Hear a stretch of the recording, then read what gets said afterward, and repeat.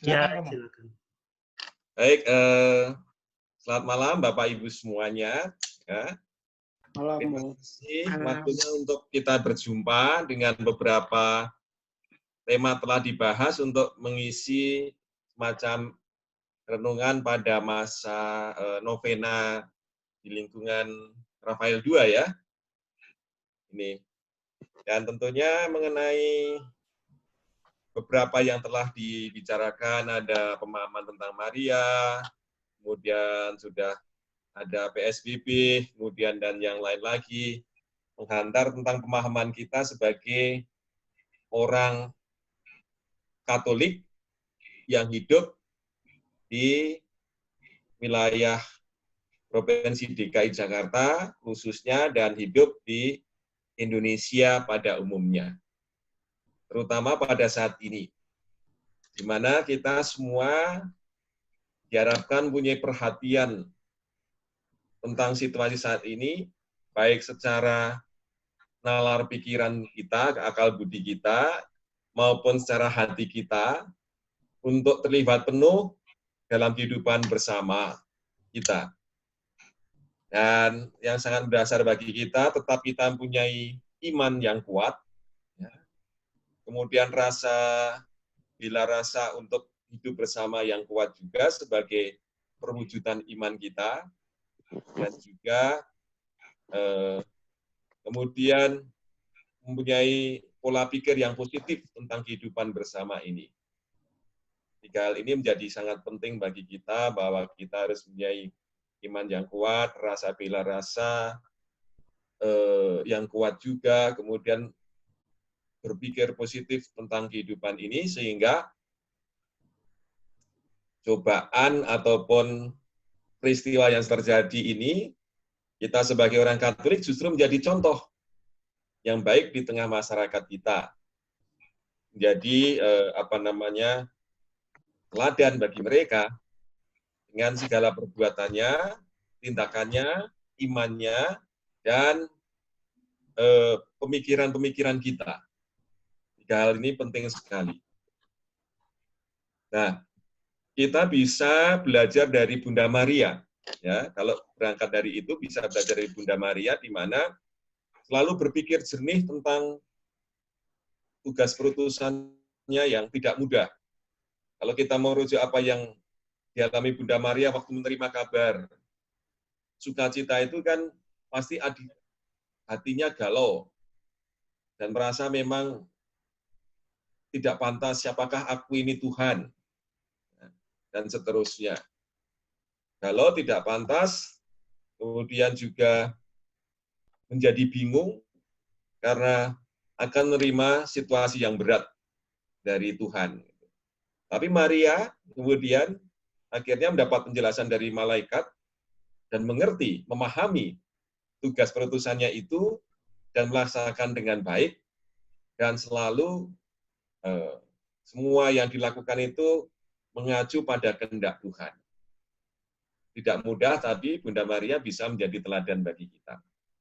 Demikian juga peristiwa terakhir ini, artinya sejak merebaknya COVID-19 ini, kita tentu sebagai orang Katolik mengacu bagaimana gereja itu memberikan pengajaran pada kita menghadapi situasi ini. Kalau berangkat dari kita perlu berpikir secara positif, apa yang terjadi, itu sudah terjadi. Jangan terbawa oleh arus masyarakat pada umumnya, sehingga kita menjadi terang dan sinar bagi masyarakat. Kita tahu bahwa keputusan dari pemerintah itu baru bulan Maret ya, sekitar bulan Maret, karena memang kejadian di Wuhan dan seterusnya itu kan akhir Januari dan seterusnya, setelah ada Imlek itu kan nyebar luasnya pada waktu Imlek dan seterusnya. Kita tidak perlu kemudian seperti masyarakat yang lain menyalahkan kenapa pemerintah waktu itu tidak ambil kebijakan langsung gitu, bahkan membuat relaksasi, kemudian memberikan apa namanya ya, berikan semacam apa saya kok namanya lupa gitu, kepada pariwisata dan seterusnya gitu kan, memberikan semacam apa itu namanya, memberikan stimulus untuk pariwisata dan seterusnya.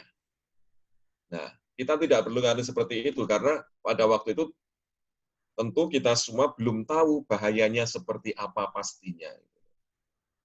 Itu tidak tidak masalah bagi kita. Saya mengalami sendiri pada waktu itu saya rapat di Bali dengan Gubernur Bali juga dan para tokoh agama. Memang di Bali tanggal berapa ya, pertengahan Maret itu di Bali itu masih penuh sekali. Saya di rapatnya di hotel selain di kantor gubernur itu wisatawan dari Taiwan, dari Singapura, dari China dan seterusnya, Korea gitu banyak sekali waktu itu. Saya waktu itu sudah memakai apa namanya, memakai protokol kesehatan. Jadi saya ber-30 waktu itu. Tapi karena ini lintas agama, tokoh-tokoh agama, yang lain juga banyak yang tidak kurang care gitu. Tapi saya berusaha untuk care, itu hand sanitizer, kemudian masker, menjaga jarak, bahkan makan itu saya seringkali mengambil meja paling ujung yang bisa sendiri dan seterusnya. Waktu itu sudah ada yang mengatakan ya di antara para tokoh itu, Romo mau mengasingkan diri. Saya mengatakan, maaf Bapak-Bapak, Ibu-Ibu semuanya, para tokoh, karena situasi mari kita memakai protokol kesehatan. Sehatnya kita, baik untuk sesama, baik untuk yang lain. Itu pengalaman saya seperti itu. Itu waktu awal-awal. Nah, kemudian kemudian awal Maret, kemudian di DKI sudah mulai, sudah dirancang dan seterusnya sampai dengan beberapa kali rapat waktu itu. Memang saya mengusulkan sudah perlu ada pembatasan-pembatasan waktu itu. Saya tidak menyebutnya lockdown. Kalau lockdown itu kan menjadi kota mati, tapi waktu itu saya memberi pandangan kepada Pemda itu bahwa aktivitas yang lain yang sangat perlu bisa, tetapi yang tidak sangat perlu, sebaiknya tidak. Pada waktu terus dilihat apa yang sangat perlu, termasuk rumah sakit, kemudian bahan pangan, dan seterusnya, pabrik-pabrik untuk pangan, pabrik-pabrik untuk kesehatan, dan seterusnya dilihat, dan macam-macam hal saya usulkan. Dan saya mengusulkan untuk rumah ibadah waktu itu tutup. Tetapi Katolik memang bisa ibadah secara online. Waktu itu sepakatnya kalau ada ibadah yang bisa tampil di TV bisa 5 orang, kemudian kalau maksudnya di online 5 orang maksimal, kemudian kalau ada perkawinan 10 orang, dan seterusnya. Itu usulan dari saya waktu itu, dan kemudian karena Kanwil ikut, Kanwil Kementerian Agama, akhirnya kan diambil alih bahwa kalau pengantin itu maksimal 10 orang, dimanapun juga, entah di KUA, entah di tempat-tempat lain, itu 10 orang, dan berlaku sampai sekarang ini. Dan puji Tuhan bahwa apa yang menjadi contoh dari gereja ini diikuti. Gitu.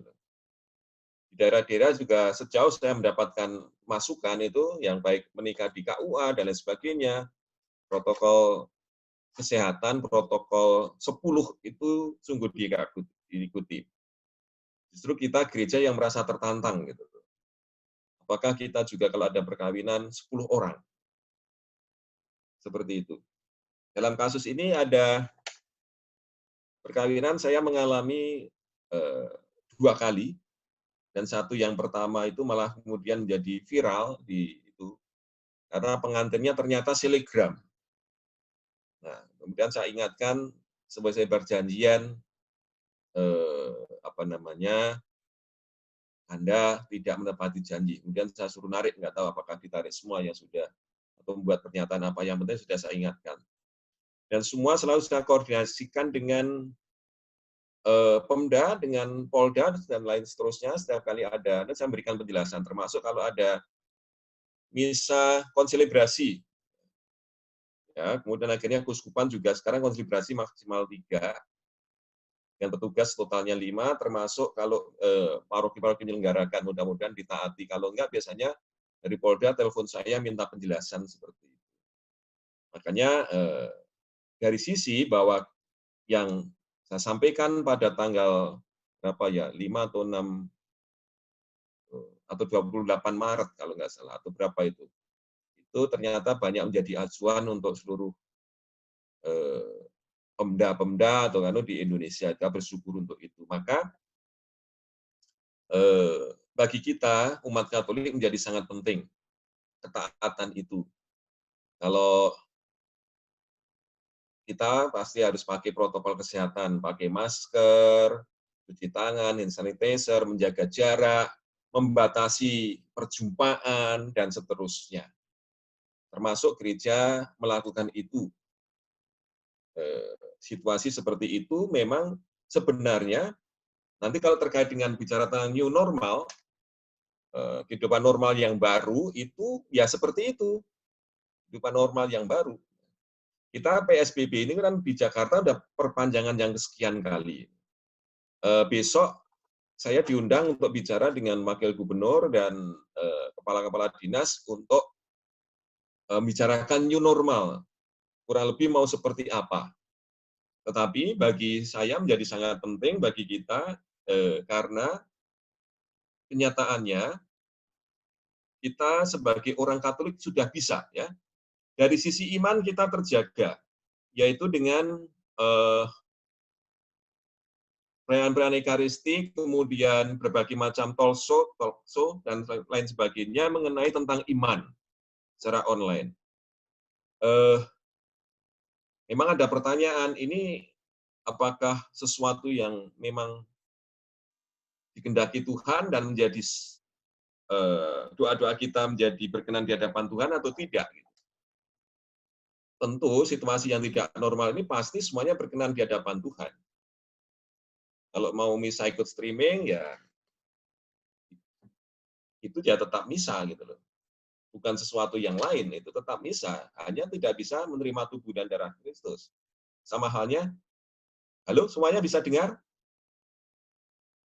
Halo? Halo? Bisa Romo. Kita memang Romo dengar. Kedengaran. Ada yang sampai. Nah, situasi seperti apakah itu sesuatu yang bisa dikehendaki atau diterima oleh Tuhan? Pasti bisa. Tuhan itu berkarya lewat manapun juga, kapanpun juga, situasi apapun juga yang memang situasi itu berkenan di hadapan Tuhan.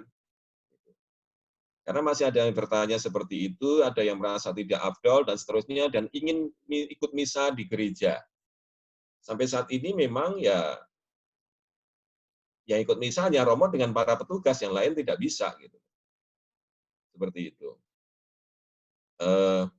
Misalnya seperti itu contoh-contohnya. Apakah itu situasi akan berjalan terus? Ya nanti kita lihat besok kalau PSBB ini berakhir, evaluasinya seperti apa. Kita akan tentu mengikuti apa yang menjadi keputusan bersama. Ya pemerintah tidak keputusan sewenang-wenang ya. Mau siapapun pemerintahnya, dalam hal keputusan yang diambil sifatnya bersama dengan para tokoh-tokoh pasti itu putusan bersama. Ya, beberapa kali kami rapat, entah virtual, entah tatap muka langsung terbatas, itu berapa putusan itu. Maka jadi penting bagi kita adalah saat ini adalah belajar menjadi orang Katolik yang bisa menjadi contoh bagi orang lain. Itu misalnya dengan sisi iman. Lagi misalnya ada beberapa umat, keluarga-keluarga yang ingin doa rosario di Gua Maria. Beberapa kali saya memberikan jawaban bahwa doa rosario bisa di rumahnya sendiri-sendiri. Kan patung Marianya juga sudah diberkati, artinya memang sebagai sarana doa. Kalau toh belum bisa diberkati, ya telepon romonya aja, diberkati virtual juga tidak masalah. Seperti itu. Saya tidak keberatan untuk itu, berkat-berkat virtual. Kemudian untuk pelayanan-pelayanan yang lain, gereja tetap bisa melaksanakan Kalau yang saya alami, kalau perminyakan sekarang kan ke rumah sakit kan memang sudah tidak dimungkinkan, atau dimungkinkan kan memang harus pakai perlengkapan kesehatan lengkap dan tetap berisiko, maka gereja sudah menawarkan dengan aplikasi itu, entah Zoom, entah apa dan seterusnya. Tapi kalau saya yang muda ya udah sudah beberapa kali, mungkin udah 5-6 kali itu suruh ngirim fotonya saja, kemudian saya doakan dengan doa pengurapan, dan saya sampaikan yang di tempat sana juga berdoa jam sekian, istilahnya waktunya yang penting bareng, pasti Tuhan juga mendengarkan doa kita. Seperti itu kalau dari sisi iman kita. Kalau dari sisi kemudian itu iman, perbuatan, saat ini orang Katolik luar biasa.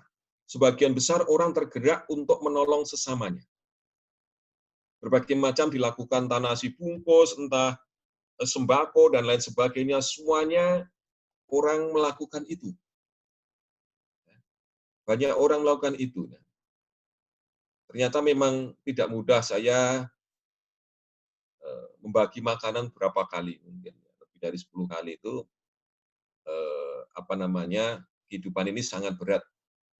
Setiap kali saya ketemu ojek online itu saya tanyakan, Pak, ada juga yang ibu, Pak, sehari dapat berapa? 50.000 sudah syukur. Gitu. Kan berarti berat sekali kehidupan ini. Maka saya juga menawarkan kepada beberapa pihak yang memang mau bagaimana kalau kita daripada membuat nasi bungkus yang bisa di nasi kotak atau apalah, itu yang dimakan sendiri oleh mereka, atau ojek online, atau tukang pemulung dan seterusnya itu, bagaimana kalau membuat amplop saja, satu amplop isi 15 atau 20.000 bisa bawa pulang untuk beli beras 1 liter, atau dengan lauknya apalah gitu, telur 2 atau 3 bisa dimakan satu keluarga. Itu pikiran saya seperti itu juga, ini baru saya tawarkan kepada panitia tanggap darurat tempat kita ini. Dan seterusnya kepada orang yang bertemu juga saya mengatakan itu.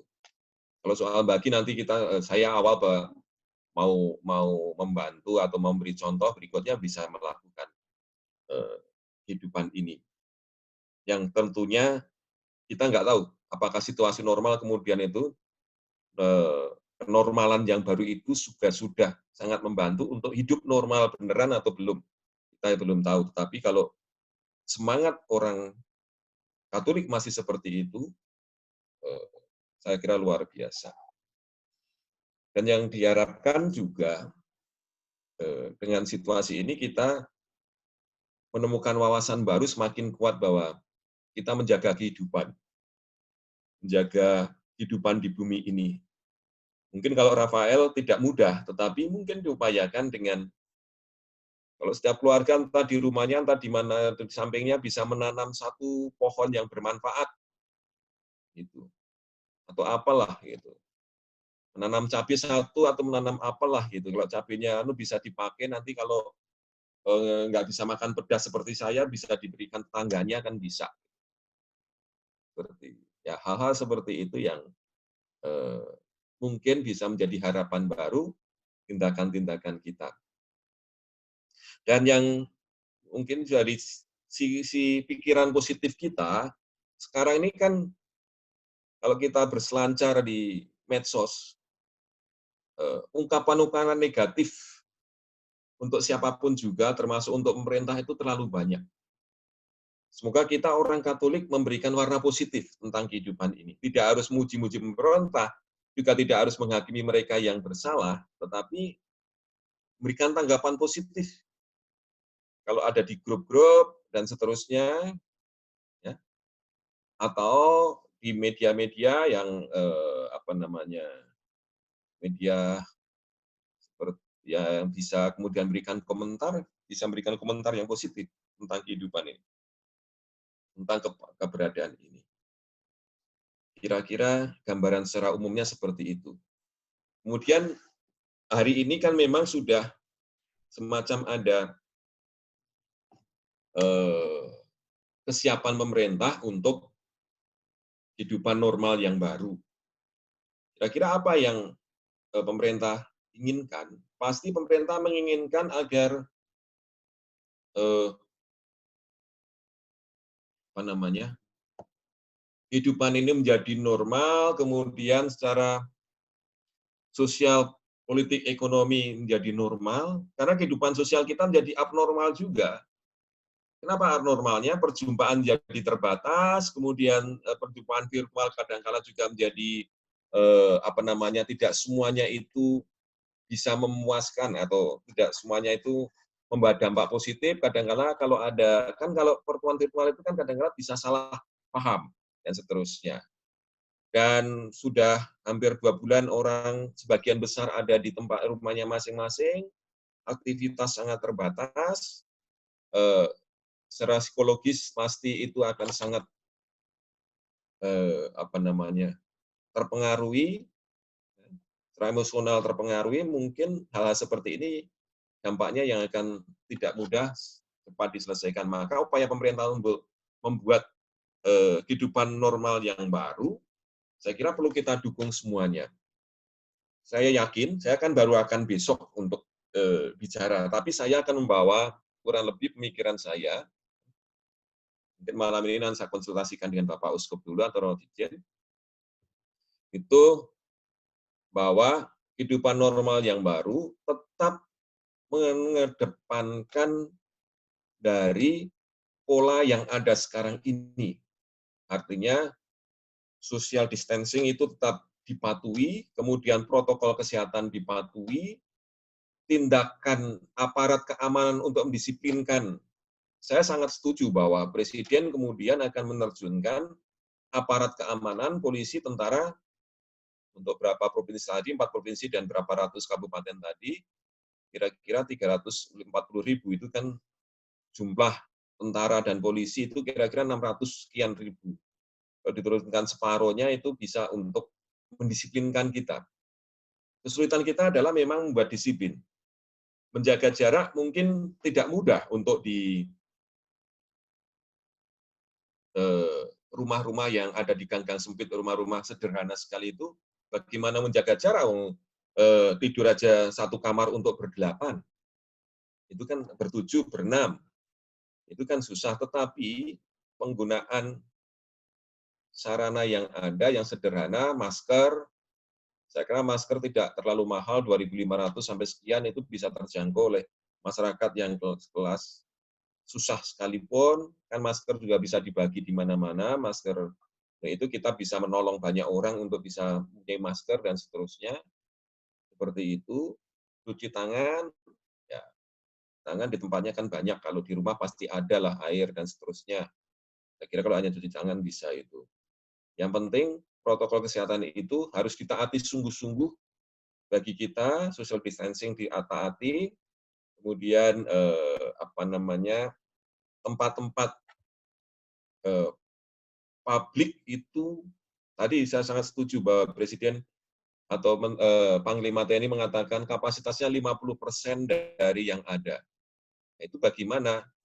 Butuhkan kesadaran kita bersama, mudah-mudahan orang Katolik harus sadar itu, jangan orang Katolik nanti malah yang menjadi pelopor, mal buka kita semuanya malah lari ke mal pada hari pembukaan itu. Wah, kalau itu kata orang Katolik memalukan sekali, apalagi umat Kelapa Gading nanti, wah saya ingatkan kalau terjadi seperti itu. Toh kita bisa hidup, kita umat Kelapa Gading ini bisa hidup dalam situasi seperti ini, artinya ya hidup-hidupnya masih bisa hidup gitu. Itu coba kita bisa menjadi teladan yang baik kalau nanti memang tempat umum sudah dibuka, ya kita tidak kemudian seperti orang yang apa namanya ya, mohon maaf agak kesetanan karena selama ini nggak bisa, mohon maaf agak liar karena selama ini tidak bisa terpenuhi kebutuhannya seperti itu, sudah tertahan hampir 3 bulan gitu, seperti itu. Mudah-mudahan orang Katolik tidak seperti itu. Prinsipnya setuju saya untuk itu. Kemudian juga bagi para pengusaha mohon ya, atau bagi top-top manajemen di perusahaan, mungkin ya dari umat apa namanya ini, umat Rafael II ada itu.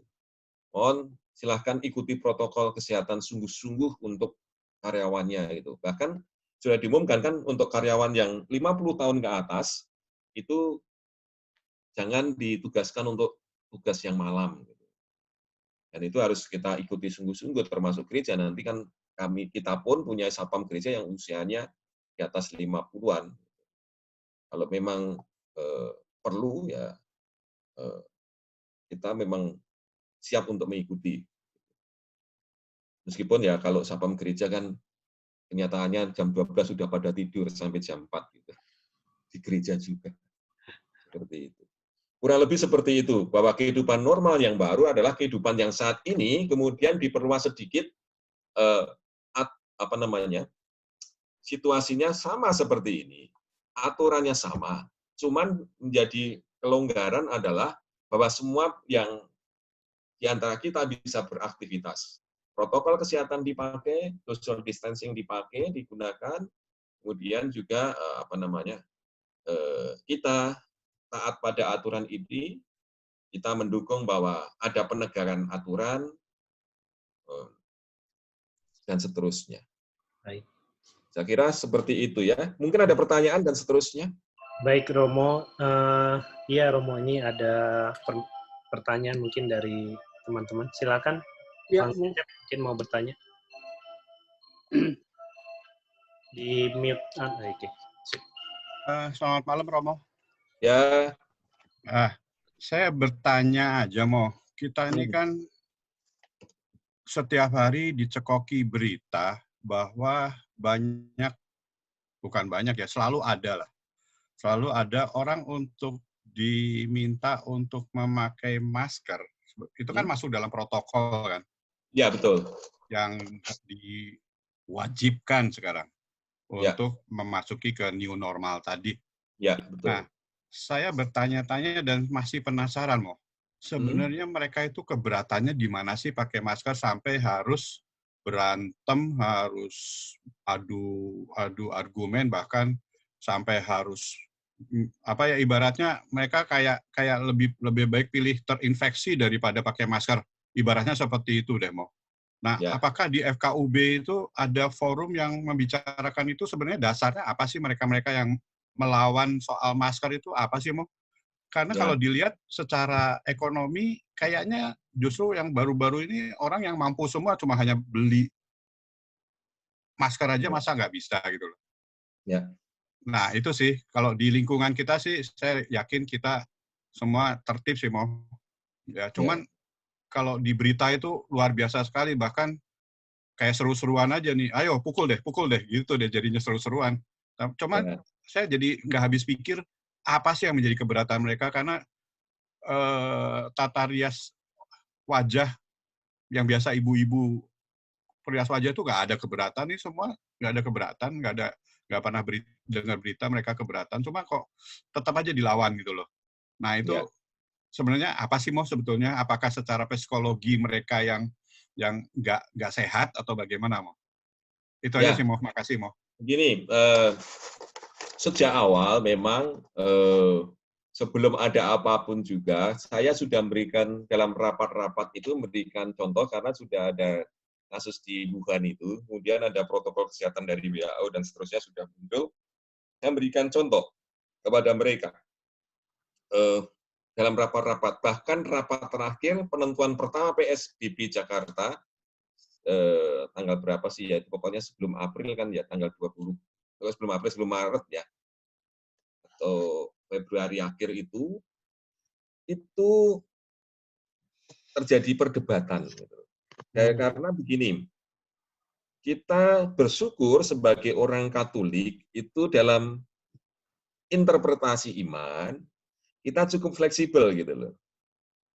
Pada intinya kalau orang Katolik, apapun yang menjadi baik itu bisa dilakukan. Nah ini bagi yang lain ini, terutama saudara kita itu kan harus mencari dalil. Itu. Maka ditemukan dalil yang adanya di dalam, kalau kita apa ya, kalau di sana, saya kan nggak enak nanti kalau ini bocor dan seterusnya.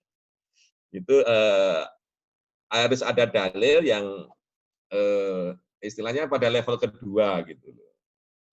Nah pada level kedua ini kan jadi dispute, menjadi bahan diskusi, ada yang setuju, ada yang tidak setuju. Nah, seperti itu. Nah, seperti itu. Akhirnya kan ada yang pendapat, oh pakai masker tuh menurut ajaran agama. Tidak pakai masker itu juga menurut ajaran agama. Nah, menjadi susah kan? Seperti itu. Meskipun akhirnya dalam persekutuan mereka memang menjadi suatu kewajiban, tetapi kan pemimpinnya kan banyak gitu loh. Kita orang Katolik ini kan bersyukur bahwa pemimpinnya itu mengerucut. Kalau di sana semua jadi pemimpin jadi susah. Hal-hal seperti itu yang bisa terjadi. Nah, kita, bangsa kita ini menjadi satu kelemahannya adalah begini, bahwa mengikuti ajaran agama itu menjadi keyakinan itu menjadi sangat mutlak. Itu tidak salah sebenarnya, tapi keyakinan harus dipadukan dengan akal budi yang diberikan oleh Tuhan. Kita bersyukur sebagai orang Katolik masih seperti itu. Tapi tempat yang lain itu ada yang udah akal budi betul-betul terkalahkan oleh keyakinan yang belum tentu mohon maaf, belum tentu itu karena masih penafsiran gitu loh. Bisa ditafsirkan ya, bisa ditafsirkan tidak, seperti itu. Makanya terjadi di mana-mana kan. Mau ini, mau itu, mau doa, mau apa gitu dan seterusnya. Seperti itu. Itu Pak. Saya menambahkan satu hal kecil karena saya agak lupa tadi gini. Kita bersyukur sebagai orang Katolik itu kan ibadah kita bisa online. Yang lain itu bukannya tidak bisa online, tidak dimungkinkan dalam iman mereka gitu loh. Makanya mereka agak ngiri sama kita. Oleh karena itu kita juga, saya sudah mesankan kepada para romo di Keuskupan ini, mari kita ibadah secukupnya. Biar saudara kita tidak pada ngiri. Termasuk kita terfasilitasi oleh TVRI, padahal TVRI juga sudah rutin dari dulu menyiarkan misa dan seterusnya, terlebih di daerah-daerah. Kita tidak perlu sombong, kita harus rendah hati, dan seterusnya, sehingga tidak membuat iri orang lain. Prinsipnya seperti itu. Maka saya menegaskan bahwa untuk Gereja Keuskupan Agung Jakarta, sekurang-kurangnya karena kapasitas saya di situ, untuk mengikuti protokol pemerintah apapun juga. Seperti itu. Mudah-mudahan jelas Pak, karena saya kurang lebih seperti itu. Kita bersyukur sebagai orang Katolik bahwa dimensi untuk iman kita bisa penafsiran positif apa yang kita lakukan. Di tempat lain, saudara kita yang lain, karena ada yang dispute dalam ajaran itu, kemudian ya bisa tidak gitu. Kita tidak bisa menyalahkan, karena memang ajaran seperti itu sementara logika berpikir kita, masyarakat kita belum sampai di sana. Ya. Meskipun pintar, kelihatannya pintar, tapi kalau logika berpikirnya masih imannya masih seperti itu, artinya belum ada iman yang mengambil sisi positifnya lebih banyak, itu ya agak susah. Seperti itu. Maka pemerintah sangat bersyukur sama kita bisa beri contoh yang baik. Seperti itu, Pak. Baik, makasih Romo. Jadi tantangan kita masih panjang ya, Mo, ya? Tantangan kita masih panjang gitu. Dan saya sungguh berharap umat Katolik bisa menjadi contoh benar gitu loh. Gitu. Contoh benar untuk itu. Ya. Ya. Silakan yang lain kalau ada yang ingin tanya. Silakan Pak Riki udah angkat tangan, ada logonya ya. Benar ya Pak Riki? Silakan ya. Pak Riki. Pak Riki. Ya, malam Mo. Selamat malam Pak Riki. Ya. Mo, ini saya tertarik dengan istilah new normal ya. Ya. Sampai saat ini bagaimana persiapan gereja, khususnya lah taruhlah Paroki Kelapa Gading dalam misalnya kita waktu misa lagi gitu umat. Kan tadi Romo bilang bahwa dengan pada saat ini dengan new normal adalah setengah kapasitas gereja. Nah, jadi nantinya arahnya kemana, Bu? Kebijakan gereja paroki itu? Apakah kemudian perbanyak misa atau mungkin di mix antara umat yang virtual misa atau bagaimana? Mungkin itu sangat menarik sekali buat saya. Di dalam gereja juga sudah terjadi diskusi dan tentunya persiapan-persiapan, pemikiran-pemikiran dan seterusnya. Yang pertama, nanti akan diikuti adalah protokol kesehatan ketat. Artinya, orang masuk gereja pasti akan dicek suhu, kemudian hand sanitizer dipastikan bahwa semua orang bawa, ya. Sanitizer bawa di gereja sudah disediakan sebagaimana seperti saat ini, dan semua pakai masker. Ya. Kalau mau batuknya di gereja itu ketahuan sekali, mohon maaf nanti kalau dimohon untuk pulang, jangan tersinggung. Berarti kan harus orang sungguh sehat yang ke gereja ya. Itu karena kita tidak tahu gitu loh. Kan nggak mungkin juga yang ke gereja kemudian udah rapid test belum, swab belum, kan nggak mungkin seperti itu juga. Gitu. Itu kan nggak mungkin. Tapi yang memang ke gereja nanti pasti ada pengumuman yang memang harus sehat, tidak sedang batuk. Gitu. Mesti harus ada seperti itu.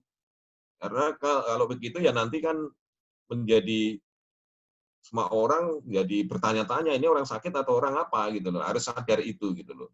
Memang sungguh batuk, suaranya mengganggu. Yang lalu saja waktu sebelum PSBB di Jakarta dilakukan kan saya pernah mengingatkan gitu dalam misa. Bapak yang batuk tolong diberikan masker waktu itu. Tapi kalau masa sekarang ini ya nanti mesti diingatkan karena ini new normal ini ya memang harus semuanya taat dan patuh. Kemudian kapasitas gereja. Kapasitas gereja, contoh di Kim Taigon, saya baru saja menghitung kemarin itu, maksimal itu seluruh gedung itu 600. Itu jaraknya sudah kira-kira satu bangku hanya isi 3, 1,5 meter. Jadi misa pagi. 600 itu sudah harus sampai lantai 3 udah contohnya gitu. Maka kalau misalnya gereja itu muatnya 600, anggap saja Sabtu Minggu yang ke gereja rata-rata 15.000 lah. Kan tidak semua, kan gereja selama ini kan hanya 11 kali misa. Kalau rata-rata itu 1.000, kan kadang ada yang 1.500, ada yang 700, ada yang 600, nah kurang lebih 15.000, 16.000. Gitu.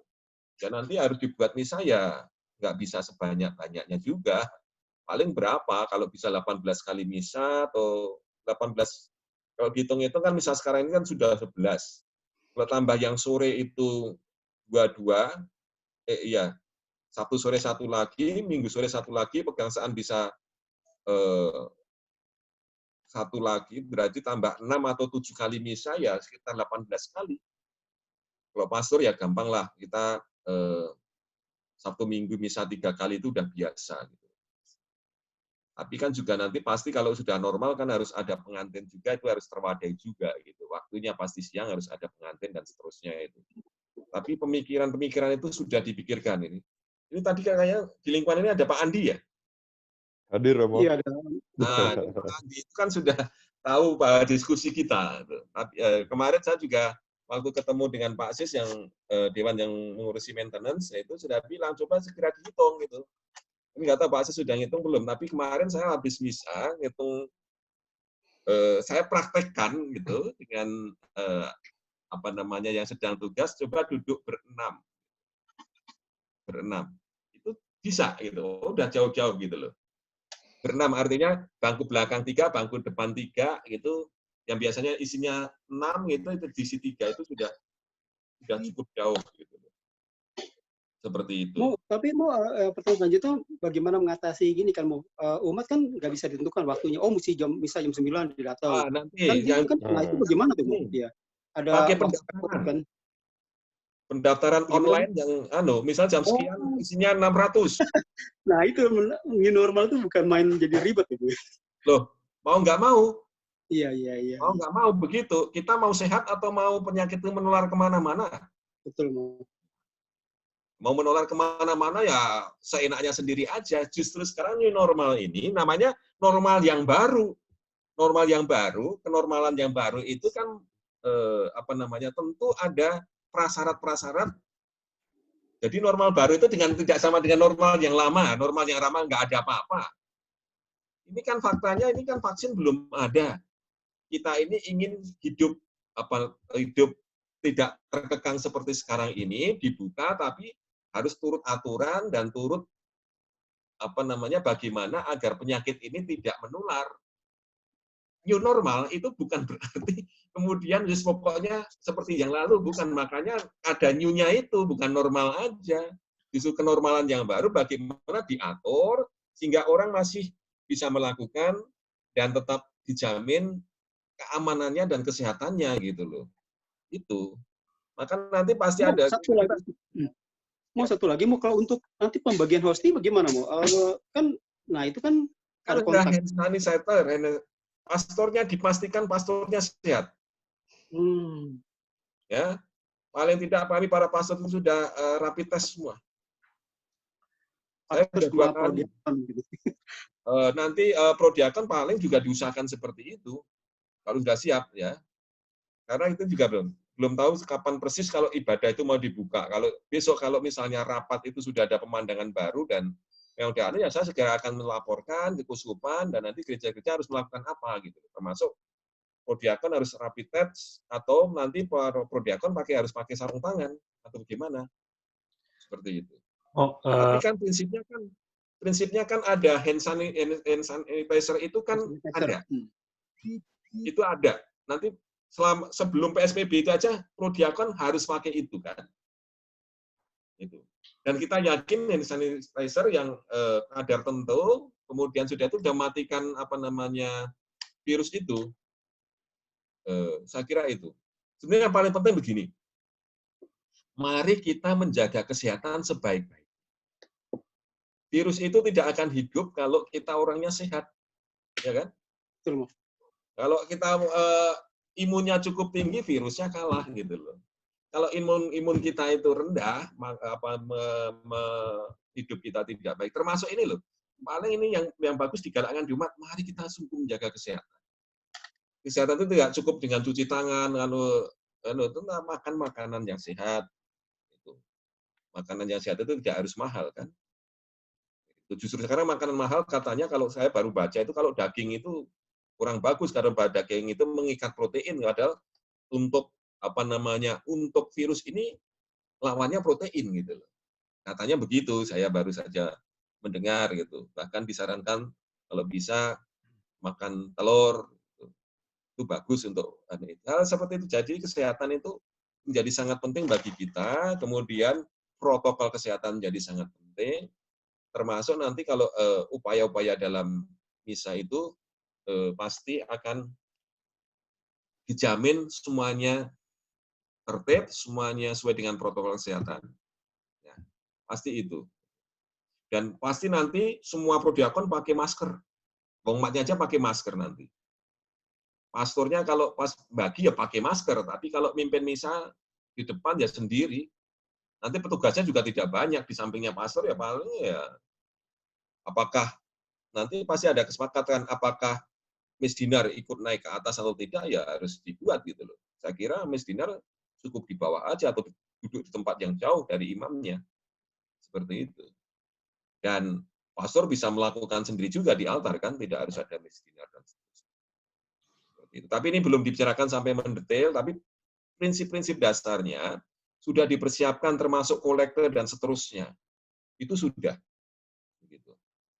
Karena kan dulu kan sebelum PSBB diberlakukan, sebenarnya gereja kemudian gereja mempersiapkan dan sudah siap, kemudian PSBB dilakukan, kemudian ya nggak ada misa. Itu padahal gereja kita sudah siap, termasuk jarak itu sudah ditandai semua. Termasuk nanti kolektornya bagaimana. Kalau waktu itu ya, kalau yang ini nanti mungkin ada pembicaraan baru. Sudah disediakan kotak-kotak di depan pintu gereja waktu itu. Nah ini nanti apakah bagaimana, kalau baru putusan Keuskupan gimana, apakah sudah bisa pakai sebagaimana yang dibagi ke lingkungan untuk untuk kalau ada mau sumbangan, mau intensi dan seterusnya, barcode itu apakah bisa atau tidak ya nanti pasti akan diputuskan oleh Keuskupan untuk demi safe-nya kita semua. Dan itu tidak perlu waktu lama kalau memang sungguh dirapatkan gitu nanti 2-3 hari juga selesai untuk semuanya itu. Tapi kapasitas gereja pasti dengan mudah Bapak itu diatur. Yang jelas kalau tim Taikon baru saya menghitung maksimal 600. Yakobus 2 kali lipatnya hampir sama, paling 600 juga. Bawah 300, atas 300, itu jaraknya udah jauh-jauh sekali. Saya kira begitu. Jadi begini, yang jelas kita harus menjaga kesehatan dan ini, umat itu harus patuh gitu loh. Kadang umat yang ngeyel itu, Pak. Suruh pakai masker nggak mau, hand sanitizer nggak mau juga, gitu. Nah, seperti itu yang harus ditaati, gitu loh. Tapi kalau petugas saya kira pasti mengikuti aturan. Kalau mau bertugas syaratnya mengikuti aturan, nah, gitu kan begitu. Itu Pak. Ya, silahkan. Terima kasih Romo. Ya. Mungkin masih ada lagi satu pertanyaan terakhir sebelum kita akhiri. Ya. Terima kasih penjelasannya, Romo Yadi. Ini tentu kita semua sangat menantikan, tetapi kita juga harus memperhatikan ya satu persatu apa yang tadi Romo pesankan. Yang pasti apa yang menjadi kerinduan kami semua warga semua mau segera dapat ikut misa lagi sih Romo. Itu memang sudah pasti semuanya. Tapi tentunya dengan protokol yang tadi sudah Romo sampaikan. Ya. Protokol ketat pokoknya, kemudian juga nanti pasti pada waktu pelayanan gereja tetap protokolnya ketat, termasuk pelayanan pada orang sakit, pelayanan di sekretariat, pelayanan di bendara, semuanya pasti dengan protokol kesehatan yang ketat. Dan umat harus mengikuti itu karena demi umat juga, bukan demi gereja gitu. Ya. Itu. Baik. Baik. Masih ada? Apakah cukup? Sebenarnya pasti masih ada Romo, cuma semuanya pada lihat lirik-lirik jam saya lihat. Jamnya ya, jam 8 kurang 10 menit. Karena pembahasan ini sangat seru, karena memang topik yang paling sering muncul kalau ditanya memang kalau nggak PSBB ya bagaimana new normal ini, Romo. Ya, new normal adalah berpangkal dari PSBB ini. Tinggal menjalani nanti PSBB ini kan sebenarnya hanya ngatur orang agar mau untuk taat patuh pada aturan, termasuk aturan kesehatan, termasuk aturan social distancing. Hanya itu kan, PSBB kan nggak ada sesuatu yang istimewa kan? Hanya aturan itu aja, nggak ada sesuatu. Jangan berkerumun dan seterusnya. Kalau memang terpaksa harus berjumpa, jaraknya diatur, itu kan itu. Nanti kan pasti aturannya itu juga gitu loh. Dan tentu sampai kapan itu new normal yang dimaksud seperti ini berlangsung, tentu sampai dengan wabah ini berakhir. Artinya kalau sudah tidak ada orang yang sakit seperti ini. Yang kedua, mudah-mudahan memang ada virusnya, antivirusnya. Karena selama ini memang yang SARS itu nggak ada antivirusnya juga. Nggak tahu yang ini ditemukan atau tidak, ya kita mudah-mudahan berdoa segera ditemukan. Bahwa kabar di China ada antivirusnya, ya mudah-mudahan itu segera bisa dilakukan secara umum sehingga kita semua bisa menggunakan gitu. Karena yang lain yang SARS dan seterusnya yang MERS itu juga belum ada antivirusnya gitu. Tapi penyakit ini kita kan udah tahu penyakit ini sebenarnya penyakit yang tidak sangat mematikan sebagaimana MERS, kemudian SARS dan seterusnya itu. Kalau ini orang sehat yang kena ya tetap sehat-sehat aja, bahkan nggak ada gejalanya gitu loh. Ini sebenarnya lebih penyakit untuk orang yang sudah sakit gitu kan.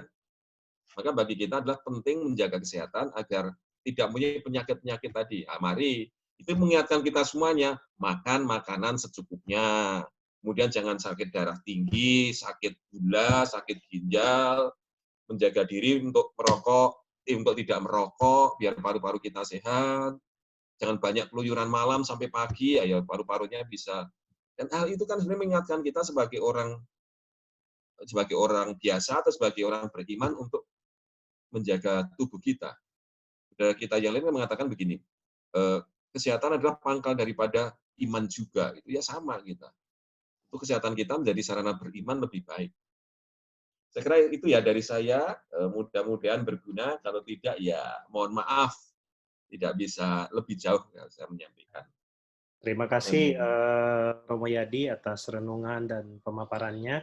sebelum kita tutup, mungkin kami memohon berkat dari Romo untuk. Nah, baik, kita berdoa ya, kita doa singkat gitu, bersama-sama.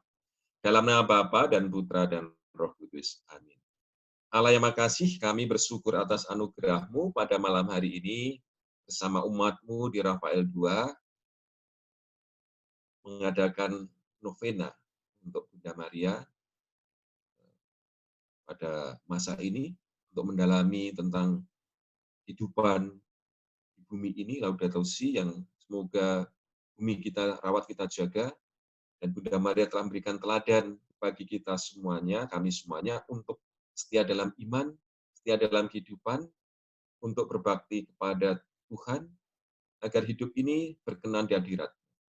Menjaga kehidupan ini, bumi kami ini, kehidupan pribadi-pribadi kami, kehidupan masyarakat, adalah menjaga penyelamatan dunia ini seturut dengan kehendak-Mu, ya Allah.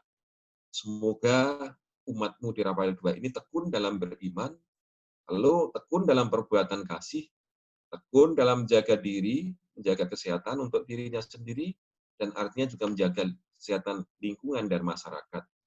Dan tekun dalam kehidupan untuk taat pada peraturan bersama, sehingga penyakit ini, wabah ini akan segera berlalu karena kuasa-Mu, karena iman kami teguh, karena kami taat pada seluruh peraturan yang ada, kami taat dalam beriman. Dan semoga perjumpaan malam ini meneguhkan iman kami dalam kehidupan bersama. Umat-Mu akan melanjutkan doa-doa selanjutnya, doa rasio. Semoga Bunda Maria sungguh menyertai dan doakan doa umat-Mu ini di dalam nama-Mu. Oleh karena ya Tuhan, berkatilah saudara-saudara kami ini untuk melanjutkan doa-doa di dalam nama Bunda Maria, dalam kuasa dan berkat-Mu yang kudus, ya Allah, di dalam nama Bapa dan Putra dan Roh Kudus. Amin.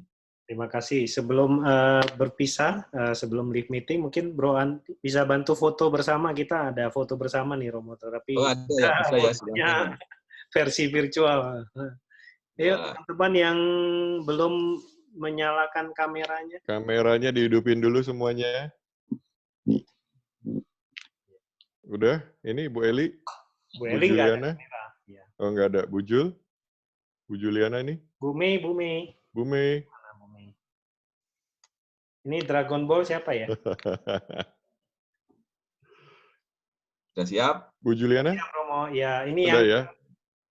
Ya udah, oke. 1, 2, 3. 7 ya? Oke, ya cukup deh. Terima kasih Romo dan teman-teman.